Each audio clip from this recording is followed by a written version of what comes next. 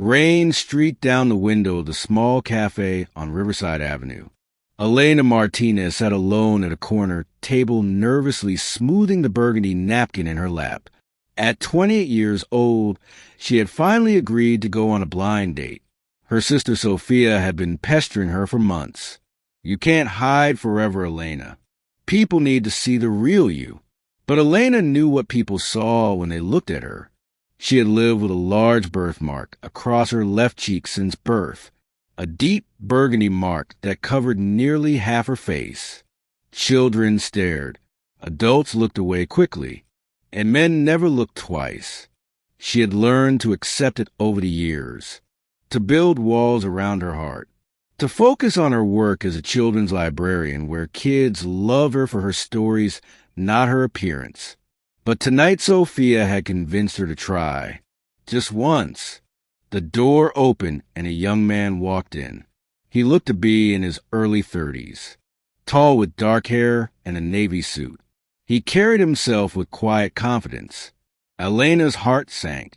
This must be him, Marcus Rodriguez, the man her sister had matched her with.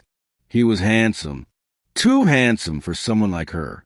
She wanted to leave, to run before he saw her, before she had to watch his face fall with disappointment. But it was too late. He was scanning the cafe. Then his eyes found hers. He smiled, a genuine warm smile, and walked straight to her table. Elena, he asked gently. She nodded, unable to speak. I'm Marcus. It's wonderful to meet you. He sat down across from her, completely at ease, as if he had been meeting her for coffee 100 times before. Your sister told me so much about you. She said you work with children. That must be rewarding. Elena forced herself to respond. Yes, I work at the downtown library. Story time is my favorite part. I get to introduce kids to the magic of books. That's beautiful. Marcus leaned forward. Books were my escape when I was young. The waiter came and they ordered hot chocolate for her, coffee for him. As they waited, Marcus asked about her favorite books, her childhood, her dreams. He listened, really listened. Not once did his eyes drift to her birthmark. Not once did she catch that familiar flicker of pity or discomfort. It confused her. Most people couldn't help but stare. After a while, Elena felt herself relax slightly, but the voice in her head wouldn't quiet. Why is he being so nice? He's just being polite. He'll make an excuse and leave soon. No one wants to be with someone who looks like you. Finally, as the waiter refilled their drinks, Elena couldn't hold it in anymore. The words spilled out before she could stop them. Why are you here, Marcus? Her voice came out sharper than she intended. He looked surprised. I'm here because your sister thought we might enjoy meeting each other. No, I mean, why are you really here? Elena felt tears building behind her eyes. Look at me. I'm not beautiful. I'm not the kind of woman men like you date. I appreciate you being kind, but you don't have to pretend. Marcus set down his coffee cup slowly. His expression shifted from surprise to something deeper. Elena, can I tell you something? She nodded, wiping at her eyes with a napkin. When I was 8 years old, I was in a car accident. My mother was driving. A truck ran a red light and hit us on her side. Marcus's voice grew quiet. She died instantly. I survived, but I spent 3 months in the hospital. I had multiple surgeries on my legs. The doctors said I might never walk again. Elena's breath caught. When I finally got out of the hospital, I had scars all over my legs. Kids at school called me names. They said I walked funny. Some of their parents wouldn't let them play with me. They thought I was damaged, broken. Marcus looked out at the rain. For years I believed them. I thought my worth was tied to my appearance, to how I walked, to the scars I carried. Then one day in high school, my English teacher, Mrs. Chun, pulled me aside. She said something I'll never forget. She said, Marcus, the world will try to define you by what they see on the outside. But the truth is that beauty has nothing to do with perfection. Real beauty is in how we treat others, in the kindness we show, in the courage it takes to keep going when life is hard. Marcus turned back to Elena. His eyes were gentle but intense. You want to know why I'm here?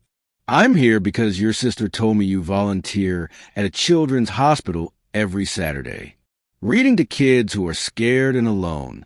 I'm here because she said you fostered 3 rescue dogs who no one else wanted because they were old or sick. I'm here because she told me about how you stood up to a parent who was bullying their child at the library. How you got down on your knees and told that little boy he was worthy of love no matter what anyone said. Marcus reached across the table. He didn't touch her, but his hand was open, an invitation.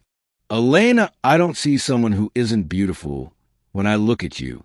I see someone who has lived with pain and chose kindness anyway.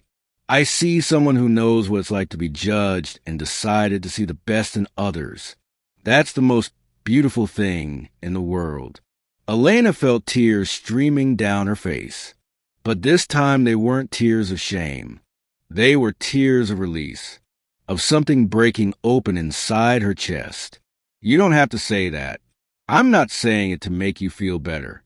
I'm saying it because it's true. Marcus smiled. My therapist once told me that we teach people how to see us. If we believe we're not worthy, then we send that message out. But if we stand tall in who we are, then people see that strength. You have spent so long hiding, Elena, believing that your birthmark defines your worth. But it doesn't. It's just a part of your story, not the whole story. Elena looked down at her hands. How do you know all this about me? How do you know what I believe about myself? Because I know what it's like to feel less than, Marcus said quietly, and because your sister loves you. She told me that you are the strongest person she knows, but that you can't see it yourself. She asked me to meet you not because she pities you, but because she thought we might understand each other. She was right. They sat in silence for a moment. The cafe buzzed around them, but Elena felt like they were in their own world. Can I ask you something? Marcus said, Yes. Why did you agree to this date if you were so sure it wouldn't work out? Elena thought about it. I think part of me hoped I was wrong. Part of me wanted to believe that maybe someone could see past this. She gestured to her face. And now I'm realizing that maybe the person who needs to see past it is me. Marcus nodded. That's the journey, Elena. Learning to see ourselves the way people who truly love us see us. Over the next hour, they talked about everything. Their childhoods, their fears, their dreams.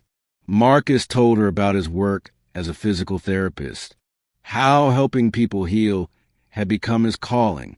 Elena told him about the book she was writing, a children's story about a girl with a unique mark who discovers she's meant to save her village. She had never told anyone about the book, but with Marcus it felt safe. As the evening wound down, Marcus walked her to her car.